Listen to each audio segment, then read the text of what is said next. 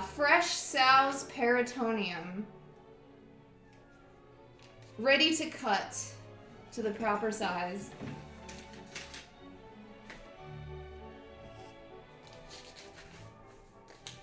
Did I say sterilization already? Okay, chapter 2. Poached placenta. Peritonium, a fancy word for taint? No, I think it's like the uterine lining. If you guys know what uterine means.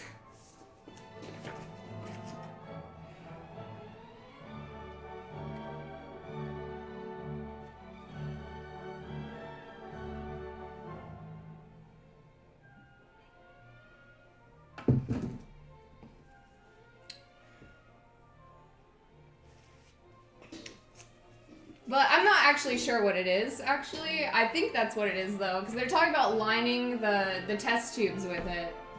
They line the test tubes with fresh sow's peritonium. I assume that's either some kind of juice from a pig, or it's something from a female pig. So I assume it's either juices or uteruses. It's the serous membrane lining the cavity of the abdomen and covering the abdominal organs. That's about what I had it pegged as. Thank you, chat. It's a juicy uterus. Or part of it.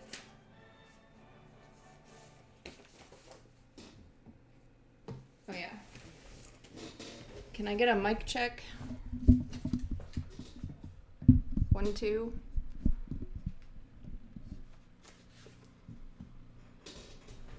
The perineum is the taint. I wanted to be very careful when I said the word. That's why I spent so long looking it up. I was like, I don't know what I'm looking for, but I know that I don't want to say it wrong. Thank you.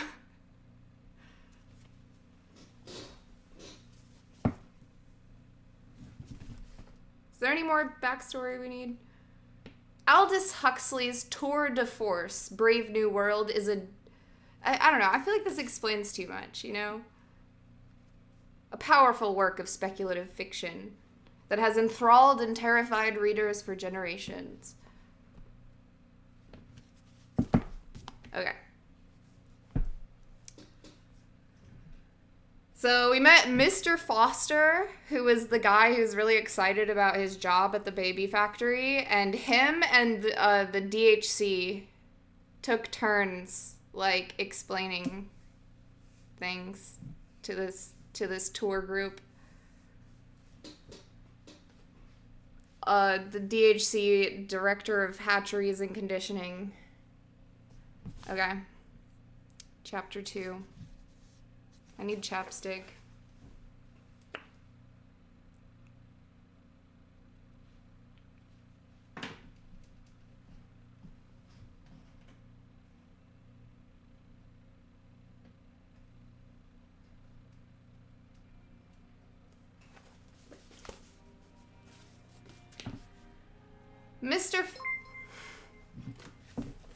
Thank you, Anonymous, for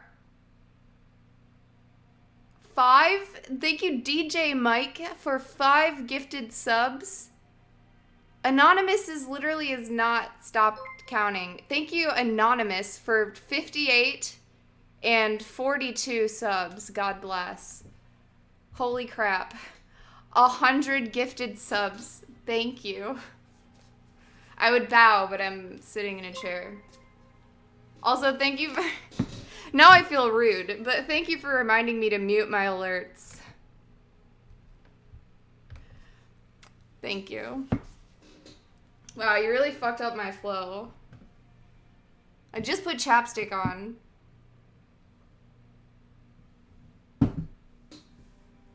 That's 100 fucking smackaroos, dude. I cannot thank you enough. So, thank you.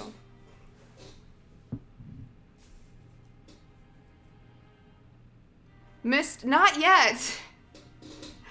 Mr. Foster was left in the decanting room.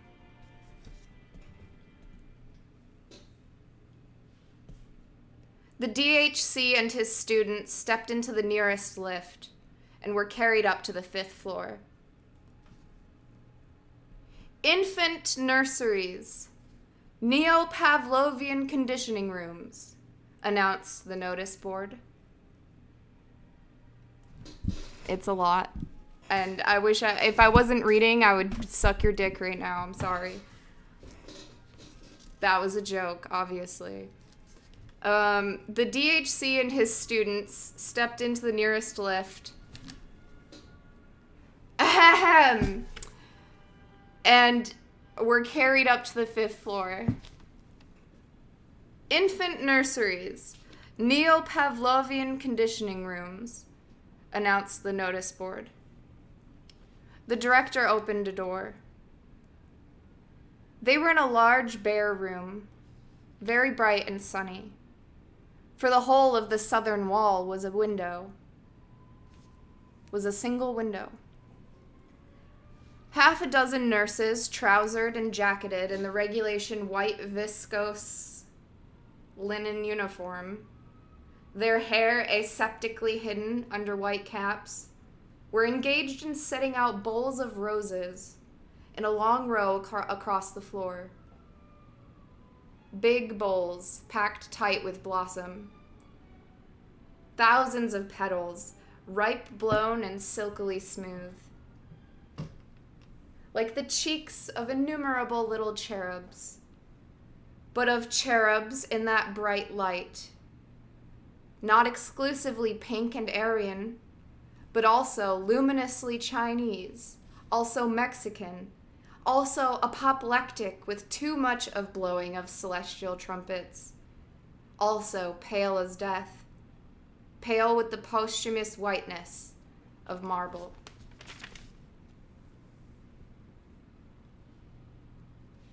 The nurses stiffened to attention as the DHC came in. "Set out the books," he said curtly. In silence, the nurses obeyed his command. Between rose bowls, the books were duly set out. A row of nursery quartos opened invitingly, each at some gaily colored image of beast or fish or bird. "Now bring in the children." They hurried out of the room and returned in a minute or two, each pushing a kind of tall dumbwaiter laden on all of its 4 wire-netted shelves with 8-month-old babies, all exactly alike. A Bakhanovsky group, it was evident. Oh, we forgot about Bakhanovskization. Okay, they explained the science in it, in the first chapter. Basically, all you need to know is that science has advanced to the degree that we can now, instead of making triplets, we can make enthlets, actually up to 196 identical twins is like the upper echelon from one egg. Not to speak of the whole ovaries. From one egg, 196 identical twins, which I guess that's how twins work, right? You wouldn't... Anyways. That's how identical twins work, anyways. Not fraternal twins. Yay. I need to shut up. Set out the books. Now bring in the children. The dumbwaiters with their 4 wire-netted shelves with 8-month-old babies. All exactly alike. A Bakhanovsky group, it was evident. And all, since their caste was Delta, dressed in khaki. Put them down on the floor. The infants were unloaded. Now turn them so that they can see the flowers and the books. Turned, the babies at once fell silent, then began to crawl towards those clusters of sleek colors, those shapes so gay and brilliant on the white pages. As they approached, The sun came out of a momentary eclipse behind a cloud. The roses flamed up as though with a sudden passion from within. A new and profound significance seemed to suffuse the shining pages of the books. From the ranks of the crawling babies came little squeals of excitement, gurgles, and twitterings of pleasure. The director rubbed his hands. "Excellent," he said. It might almost have been done on purpose." The swiftest of the crawlers were already at their goal. Small hands reached out uncertainly, touched, grasped, unpetaling the transfigured roses, crumpling the illuminated pages of the books. The director waited until all were happily busy. Then, "Watch carefully," he said. And lifting his hand, he gave the signal. The head nurse, who was standing by a switchboard at the other end of the room, pressed down a little lever. There was a violent explosion. Shriller and ever shriller, a siren shrieked. Alarm bells maddeningly sounded.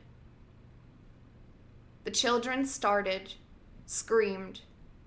Their faces were distorted with terror. "And now," the director shouted, for the noise was deafening, "now we proceed to rub in the lesson with a mild electric shock." He waved his hand again, and the head nurse pressed a second lever. The screaming of the babies suddenly changed tone. There is something desperate, almost insane, about the sharp, spasmodic yelps to which they now gave utterance. Their little bodies twitched and stiffened. Their limbs moved jerkily, as if into the tug of unseen wires. "We can electrify that whole strip of floor," bawled the director in explanation. "But that's enough," he signaled to the nurse. The explosions ceased. The bells stopped ringing. The shriek of the siren died down from tone to tone into silence. The stiffly twitching bodies relaxed, and what had become the sob and yelp of infant maniacs broadened out once more into a normal howl of ordinary terror.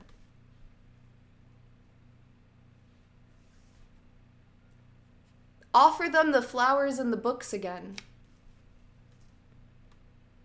The nurses obeyed, but at the approach of the roses, at the mere sight of those gaily colored images of Pussy and Cock-a-doodle-doo and Baa-Baa Black Sheep, the infants shrank away in horror.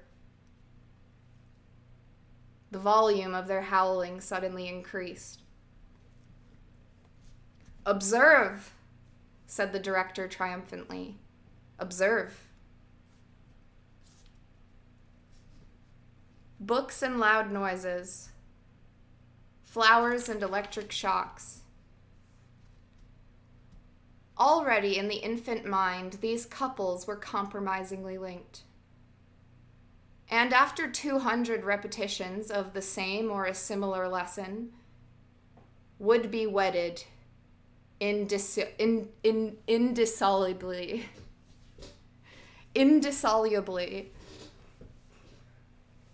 What man has joined, nature is powerless to put asunder.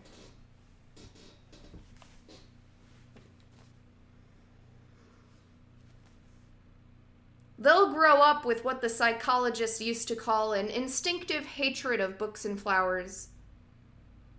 Reflexes, unalterably conditioned. They'll be safe from books and botany all their lives. The director turned to his nurses. "Take them away again. Still yelling, the khaki babies were loaded onto their dumbwaiters and wheeled out, leaving behind them the smell of sour milk and a most welcome silence. One of the students held up his hand, and though he could see quite well why you couldn't have lower caste people wasting the community's time over books, and there was always the risk of their reading something which might undesirably decondition one of their reflexes, yet, well, he couldn't understand about the flowers. Why go to the trouble of making it psychologically impossible for deltas to like flowers? Patiently, the DHC explained.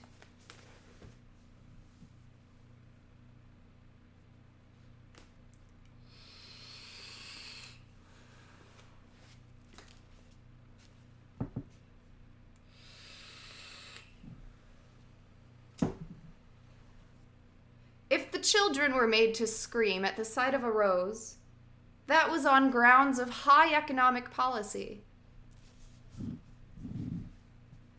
Not so very long ago, a century or thereabouts. A century or so, gammas, deltas, and even epsilons had been conditioned to like flowers. Flowers and wild nature in general. The idea was to make them want to be going out into the country at every available opportunity, and so compel them to consume transport. And didn't they consume transport? Asked the student. Quite a lot, the DHC replied. But nothing else. Primroses and landscapes, he pointed out, have one grave defect. They are gratuitous. A love of nature keeps no factories busy. It was decided to abolish the love of nature, at any rate among the lower classes. To abolish the love of nature, but not the tendency to consume transport. For of course it was essential that they should keep on going to the country, even though they hated it.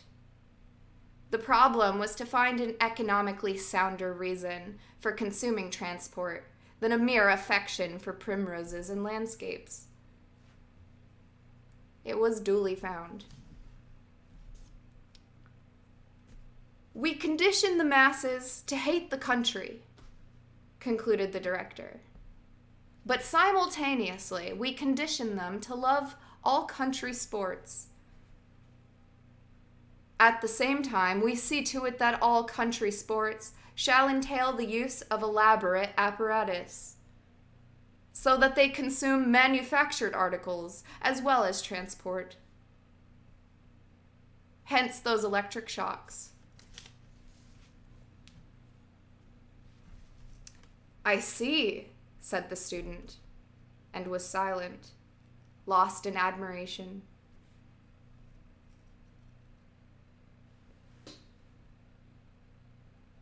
There was a silence. Then, clearing his throat, once upon a time, the director began, while our Ford was still on earth, there was a little boy called Reuben Rabinovich. Reuben was a child of Polish-speaking parents. The director interrupted himself. You know what Polish is, I assume? I suppose. A dead language. Like French and German, added another student, officiously showing off his learning. And parent? Questioned the DHC. There was an uneasy silence. Several of the boys blushed. They had not yet learned to draw the significant, but often very fine distinction between smut and pure science. One at last had the courage to raise his hand. A hand. Human beings used to be, he hesitated. The blood rushed to his cheeks. Well, they used to be viviparous. Quite right, the director nodded approvingly. And when the babies were decanted, born, came the correction. Well, then they were the parents. I mean, not the babies, of course, the other ones. The boy was overwhelmed with confusion. In brief, the director summed up, the parents were the father and mother. The smut that was really silent, in brief, the parents were the father and the mother. The smut that was really science fell with a crash into the boy's eye-avoiding silence.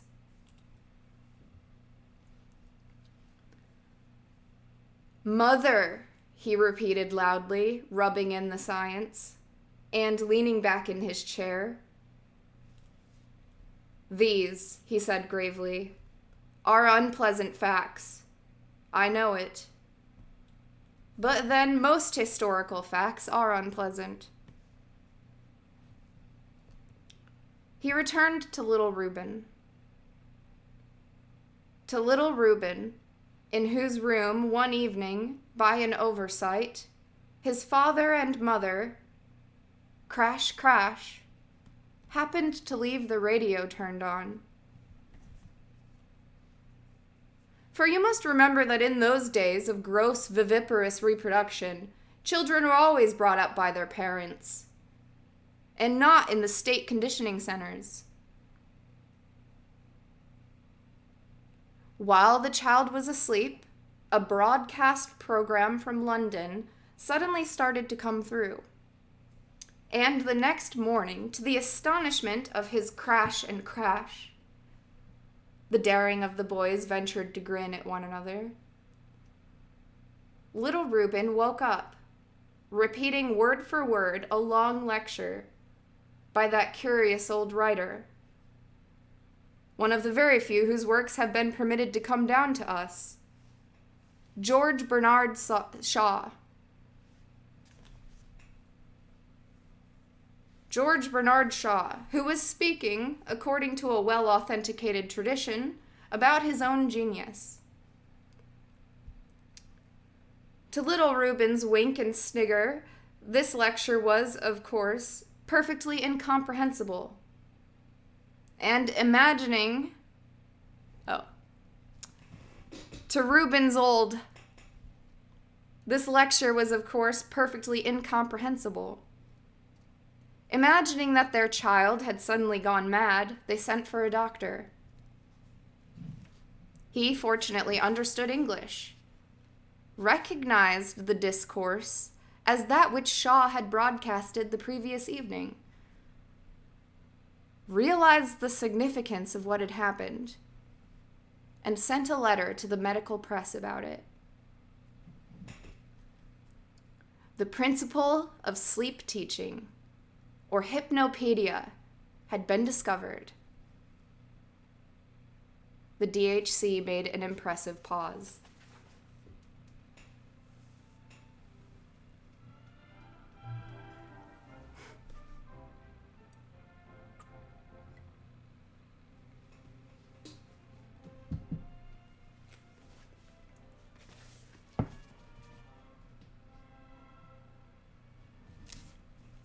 The principle had been discovered, but many, many years were to elapse before that principle was usefully applied. The case of little Reuben occurred only 23 years after our Ford's first T model was put on the market, Here, the director made a sign of a T on his stomach. And all the students reverently followed suit. And yet, furiously, the students scribbled. Hypnopedia, first used officially in AF 214. Why not before? 2 reasons. A, these early experimenters, the DHC was saying, were on the wrong track. They thought that Hypnopedia could be made an instrument of intellectual education.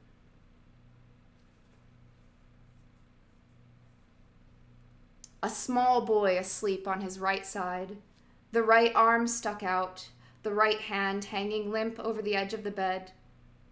Through a round grating in the side of a box, a voice speaks softly. The Nile is the longest river in Africa and the second in length of all the rivers in the globe.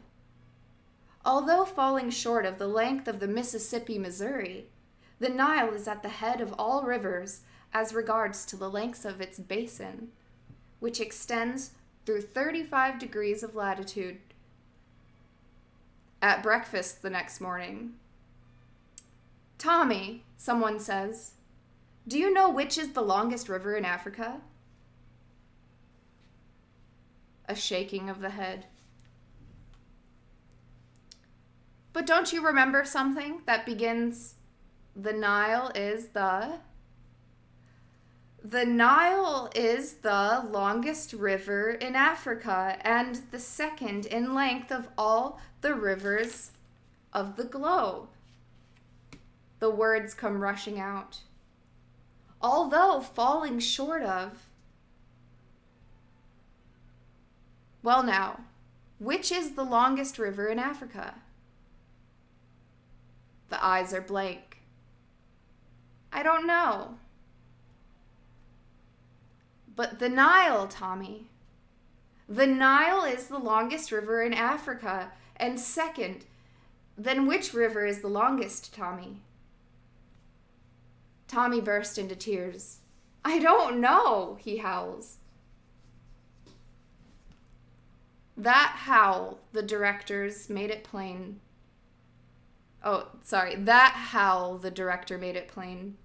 discouraged the earliest investigators. The experiments were abandoned. No further attempt was made to teach the children the length of the Nile in their sleep. Quite rightly. You can't learn a science unless you know what it's about. Whereas, if they'd only started on moral education, said the director, leading the way towards the door. The students followed him, desperately scribbling as they walked all the way up in the lift. Moral education, which ought never, in any circumstances, be rational. Silence, silence, whispered a loudspeaker as they stepped out onto the 14th floor. And silence, silence, the trumpet mouths indefatigably repeated at intervals down every corridor. The students and even the director himself rose automatically to the tips of their toes. They were alphas, of course, but even alphas have been well conditioned. Silence, silence. All the air of the 14th floor was sibilant with the categorical imperative. 50 yards of tiptoeing brought them to a door which the director cautiously opened.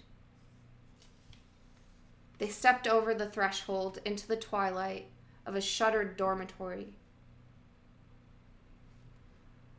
80 cots stood in a row against the wall. There was a sound of light, regular breathing, and a continuous murmur, as of very faint voices remotely whispering. A nurse rose as they entered and came to attention before the director. "What's the lesson this afternoon?" he asked. "We had elementary sex for the first 40 minutes, she answered. "But now it's switched over to elementary class consciousness." The director walked slowly down the long line of cots. Rosy and relaxed with sleep, 8 little boys and girls lay softly breathing.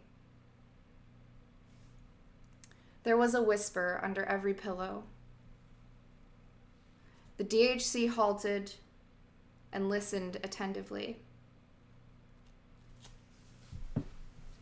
"Elementary class consciousness, did you say? Let's have it repeated a little louder by the trumpet." At the end of the room, a loudspeaker projected from the wall. The director walked up to it and pressed a switch. "All wear green," said a soft but very distinct voice, beginning in the middle of a sentence. "And Delta children wear khaki. Oh no, I don't want to play with Delta children. And Epsilons are still worse. They're too stupid to be able to read or write. Besides, they wear black, which is such a beastly color. I'm so glad I'm a Delta."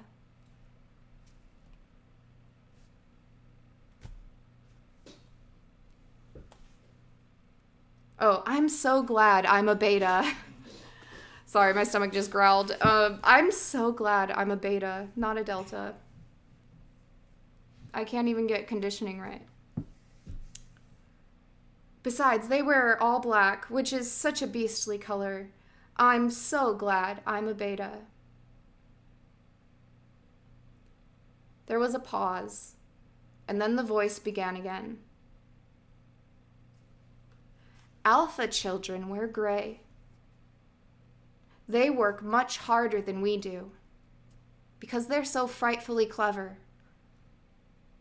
I'm really awfully glad I'm a beta, because I don't work so hard.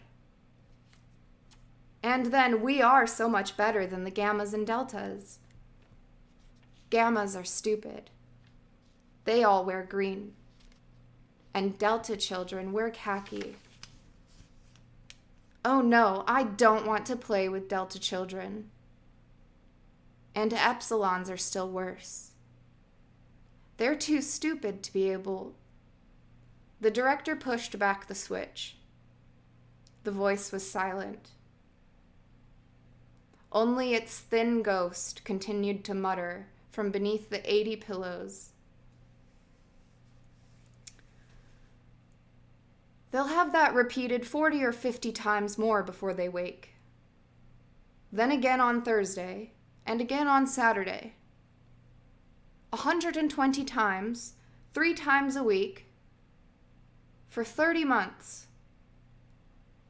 After which they go on to a more advanced lesson.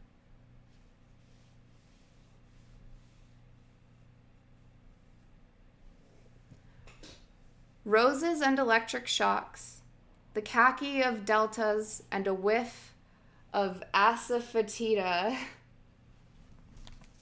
Help. Asafoetida is a word, apparently.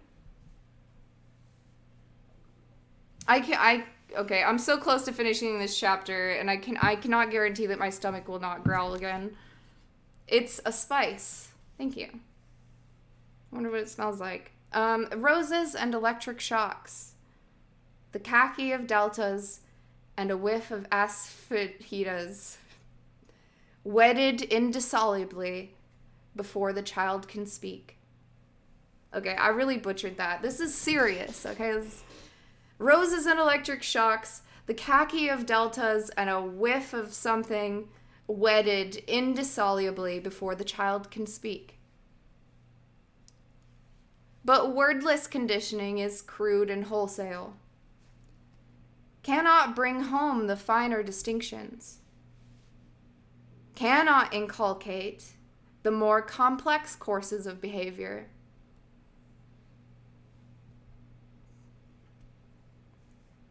For that, there must be words. But words without reason. In brief, hypnopedia. The greatest moralizing and socializing force of all time. The students took it down in their little notebooks, straight from the horse's mouth. Once more, the director touched the switch. So frightfully clever, the soft, insinuating, infatigable voice was saying. I'm really awfully glad I'm a beta, because not so much like drops of water. Though water, it is true, can wear holes in the hardest of granite. Rather, drops of liquid sealing wax. Drops that adhere, encrust, incorporate themselves with what they fall on. Till finally, the rock is all one scarlet blob. Till at last, the child's mind is these suggestions. And the sum of the suggestions is the child's mind. And not the child's mind only. The adult's mind, too. All his life long. The mind that judges and desires and decides. Made up of these suggestions. But all these suggestions are our suggestions. The director almost shouted in his triumph. Suggestions from the state. He banged the nearest table. It therefore follows. A noise made him turn around. Oh, Ford, he said in another tone. I've gone and woken the children. The end of chapter 2.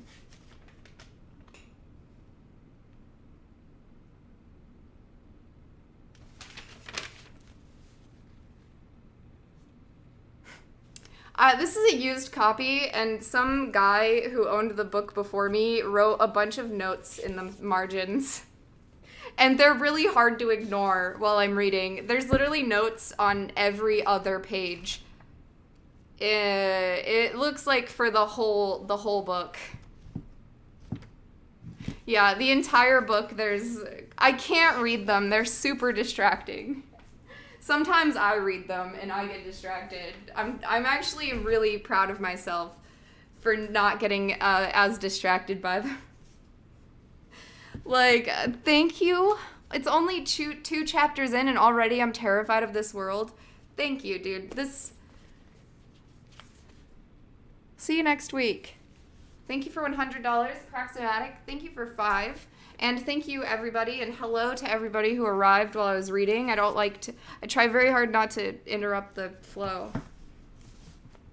Okay, like, where's the good one? Like this one, when he's talking about the roses and the babies. It's so hard not to do this. It's so hard not to get distracted. Babies get zapped. There's a whole bunch of stuff like this, okay? Like, I can't even describe to you. And I don't want to make fun of this guy. I don't know. For all I know, this guy's watching the stream, right? I don't know. I might meet him one day. I don't want to make a fool out of him. It says the babies get zapped. And then he underlines the part where it's not about the babies getting zapped. It's about the sirens. So I think he read this, and then he went back, and then he underlined what it's still a good highlight. I'll give you that. It's a good highlight, but it's at the line where they get zapped is actually, like, down here. Babies get zapped. Indeed. All right, I have to pee. Thank you for listening. This has been Monday Book Club with Laurie.